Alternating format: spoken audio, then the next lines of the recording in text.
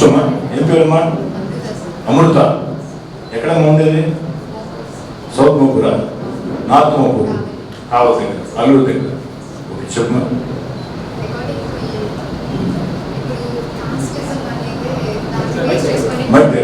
Mic దగ్గర పెట్టండి. Casteism base చేసుకొని పాలిటిక్స్ అనేవి రన్ అవుతున్నాయి అనేది నా feeling. What's your opinion on that? ఇప్పుడు కులము మతం ఈ సమాజంలో ఒక పాత్ర అయిపోయింది. ఈరోజు గతంతో పోల్చుకుంటే కులాంతర వివాహాలు, మతాంతర వివాహాలు చాలా దండిగా జరుగుతున్నాయి. ఒక రకంగా మంచి పరిణామం. ఎందుకని చెప్తున్నానంటే కులాంతర వివాహాలు, మతాంతర వివాహాలు జరిగినప్పుడు ఆ కుల ప్రభావం రాను రాను తగ్గిపోతుంది. కానీ రాజకీయాల దగ్గరకు వచ్చేటప్పటికే ఇంకా కులాల ప్రభావం తగ్గల. భవిష్యత్తులో ఆ కులాల ప్రభావం, మతాల ప్రభావం తగ్గాలంటే రాజకీయ నాయకుల కంటే కూడా జంజీ చేతుల్లో ఉంటుంది. ఎందుకు చెప్తున్నానంటే మీరంతా జంజీ తరం, ఈ దేశం గురించి ఆలోచించే తరం.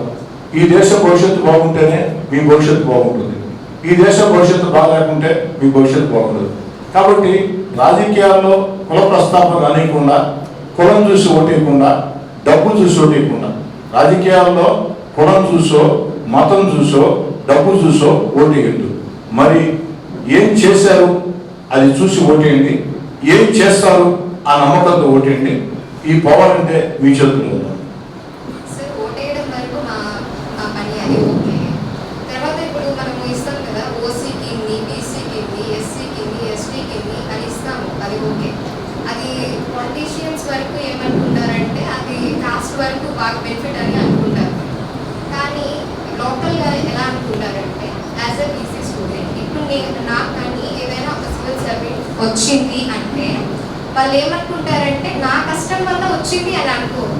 నీకు బీసీ కేటగిరీ ఉంది కాబట్టి నీకు వచ్చింది అంటే దాని మీద అంత ఇవ్వకుండా గవర్నమెంట్ ఏం స్టెప్స్ తీసుకుంటుంది? అంటే మీ అభిప్రాయం ఒక మాటలో నాకు అనిపించింది ఏంటంటే రిజర్వేషన్ వద్దు ఉంటుంది అంతేనా?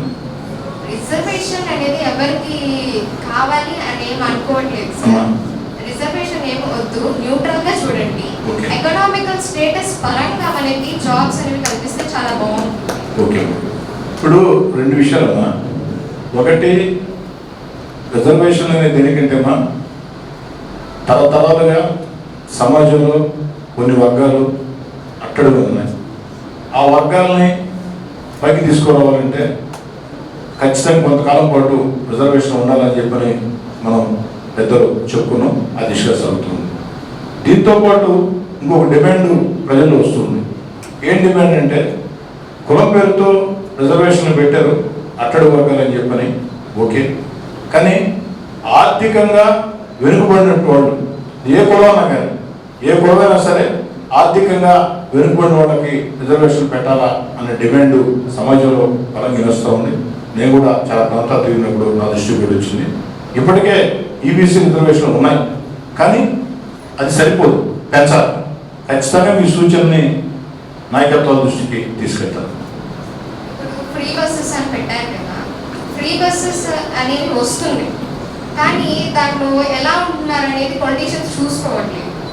ఇవాళ నేను బస్సు ఎక్కడానికి వెళ్తే 2 బస్సులు వెళ్ళిపోయేవి. ఒక బస్సులో నేను చివరన ఉన్నా, అవన్నీ పట్టించుకోవట్లేదు. కండక్టర్ కూడా ఒక ఇంటర్వ్యూ లాగా కండక్ట్ చేస్తే బాగుండు. ఎందుకంటే సివిలియన్స్తో కదా మనము ఇంటరాక్ట్ అవుతున్నాము. ఒక ఓల్డ్ మ్యాన్ తోటి ఎలా బిహేవ్ చేయాలి, ఒక యంగ్ ఉమెన్ తోటి ఎలా బిహేవ్ చేయాలో తెలియట్లేదు. వాళ్ళు ఎలా బట్టి అలా మాట్లాడేస్తూ ఉంటారు. సో అవి కొంచెం తీసుకోండి. నాకు కొత్త కార్యక్రమాన్ని ఇచ్చామమ్మా, అందుకే జెన్జీ యువత అంటే నాకు చాలా ఇష్టం తల్లి. సాంప్రదాయ రాజకీయ నాయకులు ఒక కోణంలో చూస్తూ ఉంటే జెన్జీ యువత కొత్త కోణంలో చూస్తూ ఉంది. నేను అనేక రకాల కార్యక్రమాలు చేస్తూ ఉంటాను. చాలా మంచి ప్రశ్న, మంచి సూచన. ఓ శాసనసభ్యుడిగా నీకు నేను థ్యాంక్స్ చెప్తున్నా. కొత్త కార్యక్రమం ఫ్రీ బస్ పెట్టారు, బాగానే ఉంది. ఆ మహిళలు ఎక్కినప్పుడు జెంట్స్ ఎవరైనా ఉంటే సహజంగా లేని సీట్ ఇవ్వాలా, అది ఇస్తున్నారా లేదా, లేదు పెద్దలు ఎవరైనా ఎక్కితే వాళ్ళకి ఇస్తున్నారు లేదా, ఆ కండక్టర్ని డ్రైవర్లని అజమాయిషి చేయమని చెప్పారు. తప్పకుండా తల్లి 2-3 డేస్లోనే నేను ప్రోగ్రాం ప్రారంభించి నా కాన్స్టిట్యున్సీలో నలువైపులో వెళ్ళి ఆ బస్సులు ఎక్కి, అంటే ఎమ్మెల్యేలు దీనిలో జోక్యం చేసుకున్నారు అన్న సందేశం వెళ్ళినట్లయితే అందరూ అలర్ట్ అవుతారు, ఆ దిశగా ప్లాన్ చేస్తారు.